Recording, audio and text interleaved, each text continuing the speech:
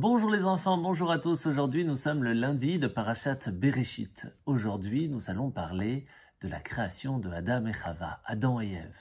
Et c'est là qu'après qu'ils vont en fin de compte manger le fruit interdit, eh bien, Hachem va venir voir Adam et Chava et leur dire « Ayeka, où es-tu? Où te trouves-tu, Adam ?» Est-ce que vous pensez vraiment que Dieu ne savait pas où il était? La question qu'il lui a posée, c'est où tu en es? Où tu es? Est-ce que tu as écouté ce que je t'ai demandé et que tu n'as pas mangé le fruit interdit ou qu'en fin de compte tu l'as oui mangé? Malheureusement, Adam n'a pas voulu profiter de cette chance et de cette question qui était allusionnée pour dire à Hachem, pardon, c'est vrai, oui j'ai fauté. Et lui dit, Hachem, désolé, mais ce n'est pas de ma faute, c'est la faute de ma femme, c'est elle qui m'a donné à manger le fruit interdit. Alors, pour une fois encore, Hachem va voir Chava, la première femme, et lui dire « Chava, est-ce que c'est bien toi qui as mangé le fruit interdit ?» Et elle aussi, elle aurait pu prendre cette chance en lui disant « Oui, c'est vrai, j'ai fait une bêtise, je te demande pardon. » Qu'est-ce qu'elle a répondu? « C'est pas moi, c'est le serpent !» C'est pour cela qu'ils ont été punis. Parce qu'ils auraient pu dire « Oui, c'est vrai, j'ai fait une bêtise » et ils auraient été pardonnés beaucoup plus facilement. Plus tard dans l'histoire aussi, nous voyons Bilam, par exemple, qui va recevoir des messagers de Balak qui essayent de faire du mal au peuple juif. Lorsque Hachem vient voir Bilam et lui dit « Qui sont ces messagers ?»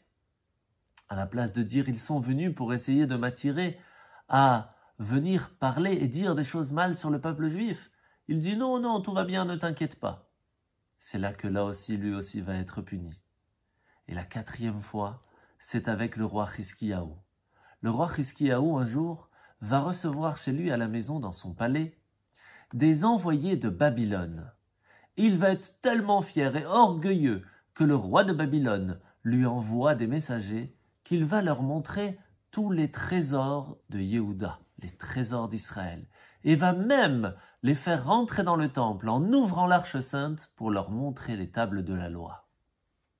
C'est là que le prophète va arriver, va lui donner une chance et va lui dire « Qui sont ces gens qui sont rentrés ici ?»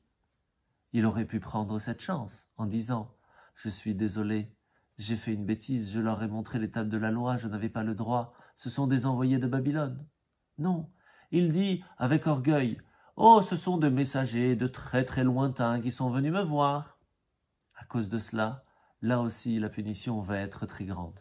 Car tous ces trésors qu'il va montrer vont en fin de compte, après la guerre, aller jusqu'à Babylone et être dans les trésors de Babylone et plus d'Israël. Et c'est pour cela qu'il faut faire attention les enfants. Quand on vous pose la question « Qu'est-ce que c'est que ça? Qu'est-ce qui s'est passé ?»